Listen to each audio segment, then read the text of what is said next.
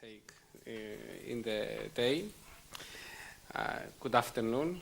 I'm Kyriakos Pachoulides. I'm coming from Cyprus, and I'm the president of the Association for Historical Dialogue and Research, an intercommunal non-governmental organization based in Nicosia. I would like to thank the organizers of this conference, the Falstad Centre, the Program for Teacher Education at the Norwegian University of Science and Technology, and the European Vergeland Centre for their invitation and the opportunity they give me to be here and to present the Home for Cooperation. I will start with a statement regarding, in relation to the title of this conference. In societies ruled by the dialectics of intolerance and dominated by social representations that demonizing the other, crossing the borders becomes more than a physical act and instead a moral decision. This explains why even after physical borders become penetrable, intergroup contact and cooperation is not always a successful story. In the case of Cyprus, despite the pro-solution rhetoric of the political leadership, the official efforts for the promotion of intercommunal contact and cooperation remain till today quite few, if any, and this is the case in both communities. The civil society is called to fill the gap that is created. The Home for Cooperation has a central role to play in this by providing a concrete example for all those that would like to walk towards a brighter future for Cyprus based on collaboration and the peaceful coexistence of all communities and individuals in the island. Before I go to my presentation, I will ask you to watch a very short video produced by the Association for Historical Dialogue and Research, and it's about the Home for Cooperation.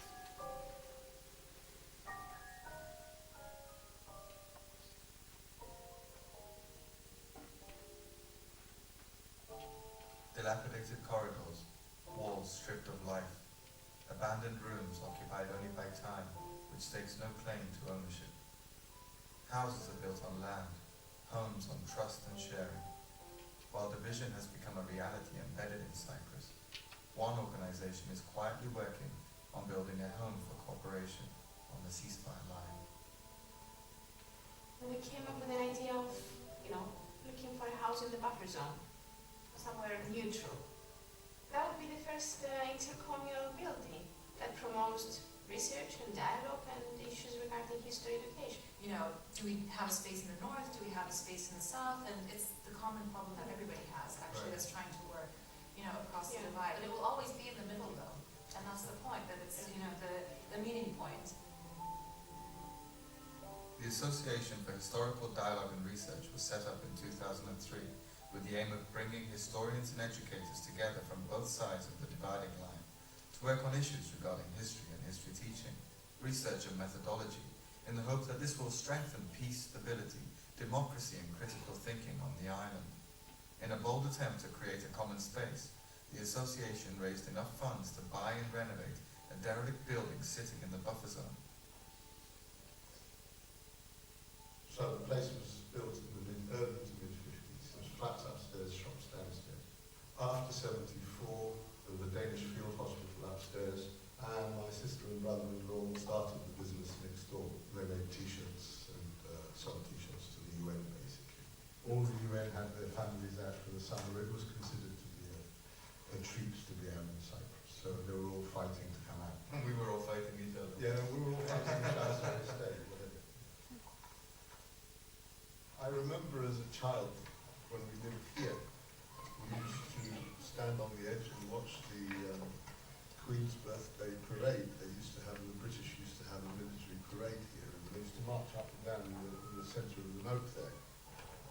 And this street here, where when you were The living here, street was called was Edward VII Avenue, as I remember it when I was a kid. Edward VII. And I think it became Marcos Ragos. And now the street continues and it's called İkinci Selim Caddesi, or Sultan Selim II Street. Selim II. Yes. Okay. One street, many names. Cyprus has seen countless pretenders to its throne.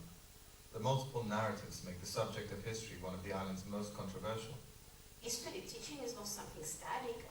It's something that continuously there is revision based on new research findings, on new studies. So this is what we're trying to follow up and create a basis where Cypriots, researchers and academics and teachers and civil society activists can work together. To be able to take the perspective of the other is a development. This gives to question your current, let's say, perspective by incorporating other perspectives and reaching a higher level of understanding through a discipline argument. In 2011, these walls will shake off their past and take on a new color.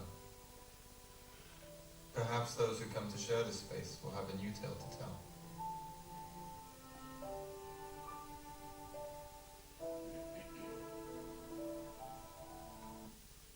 Okay. I think I don't have much to say to add, but I will try to fill my 15 minutes. The Home for Cooperation is today a reality and functions as a unique multifunctional center aiming to foster and promote dialogue and cooperation between people from different ethnic, religious, cultural backgrounds at the local, European and international level.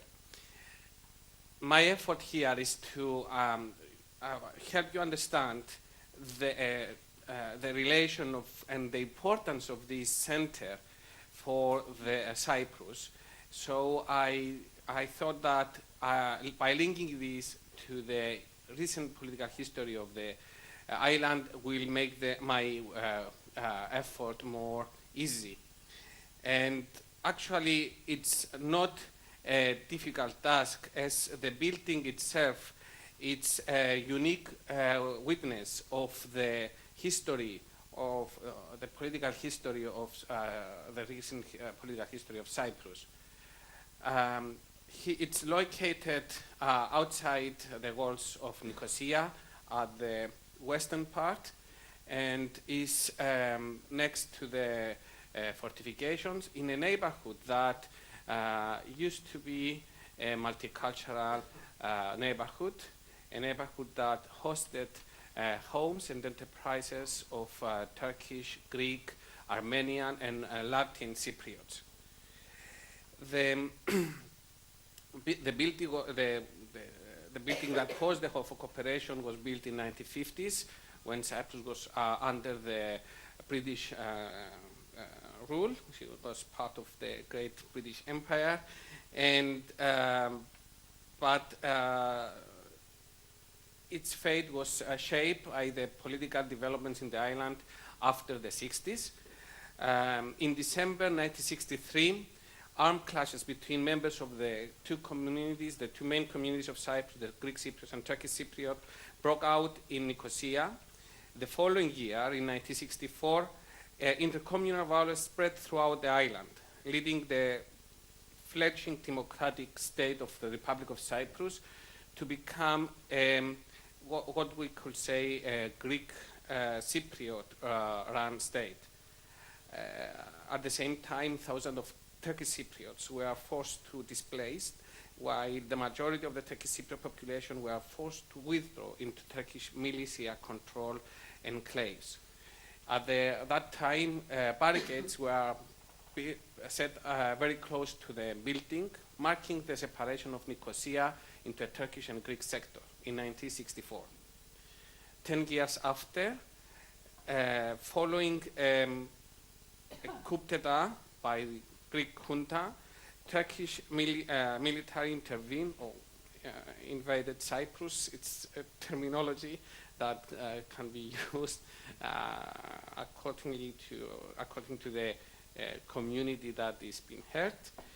And then we have since then we have the two communities living apart in two separate geographical areas.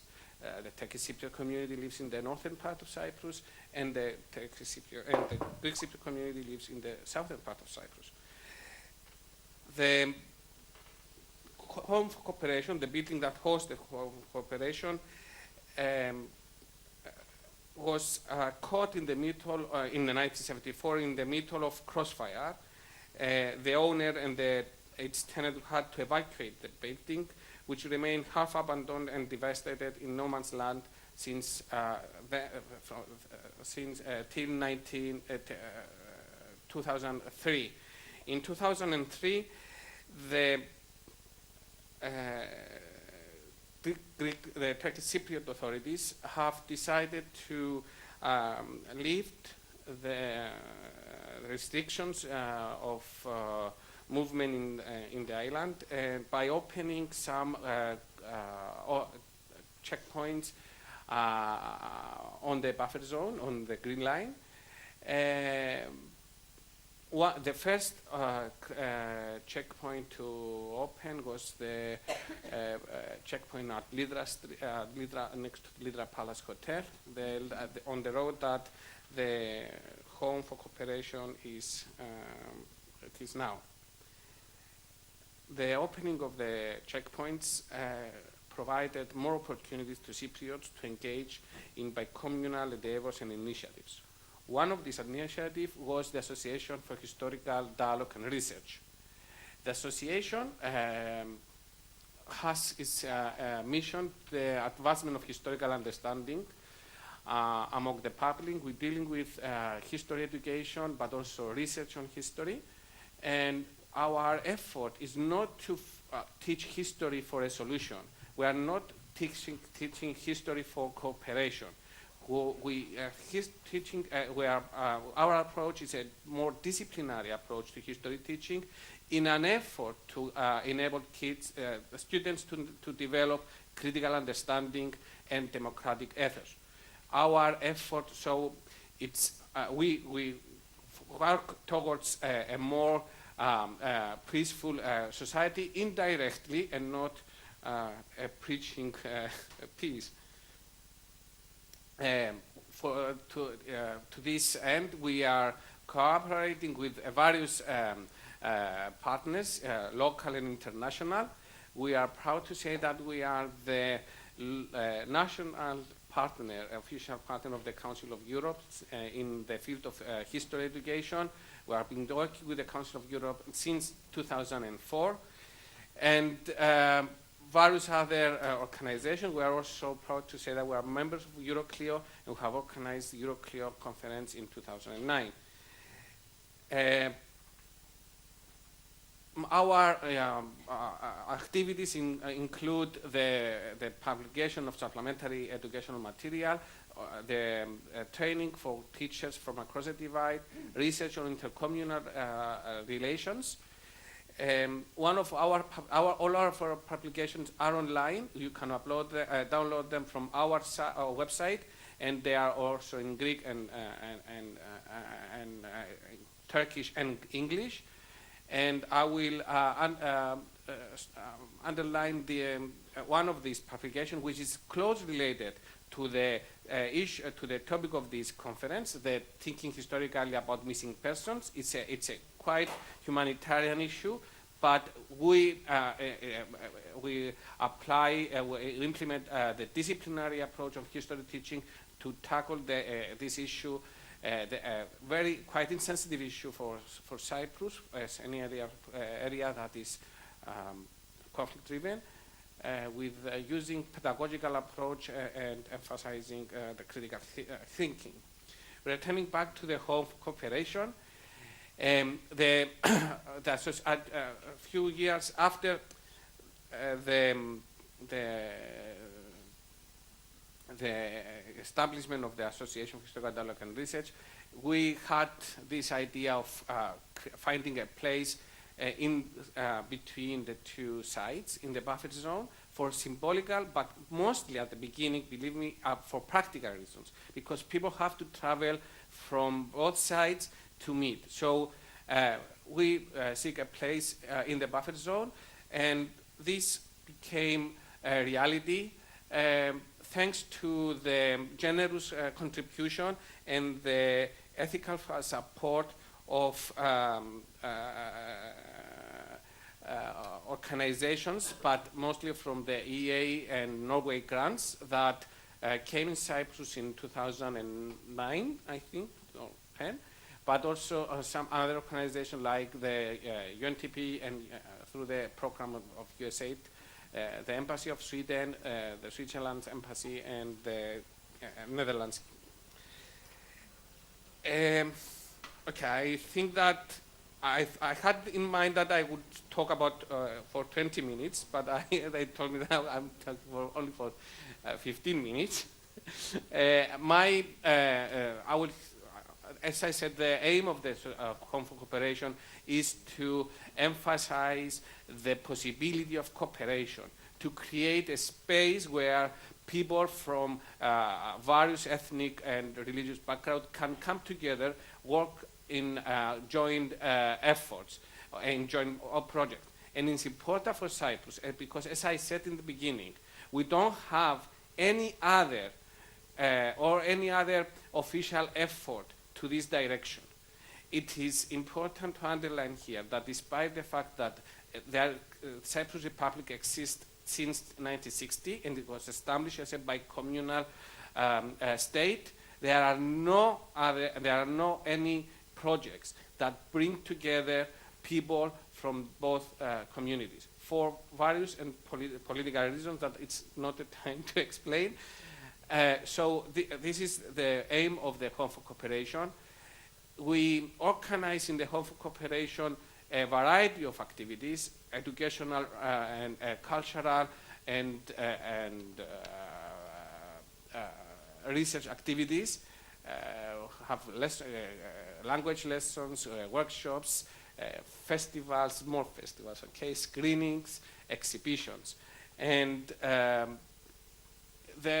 we have a library that we are proud to say that we collect here books on Cyprus history, history education, historiography, and intergroup relations and conflict. And we are also have developed an archive, the first of its kind in Cyprus. It's online. It's bring together original sources on the intercommunal conflict back in 1958, and we have also a cafe where people can come and have their coffee. And actually, this space contribute to becoming the place more a place of sociability, as a place of coming for people to coming together. And in the Home Cooperation also is a place where other NGOs, various NGOs, have their office there. We are about beyond the Association for Historical Dialogue and Research. Peace Players are hosted there, PRIO Cyprus, Synthesis Cyprus 2050, Youth Power Syndem, and a project of the European Commission, the Meeting Point. Okay. I'm not gonna tell anything else. Thank you for your attention.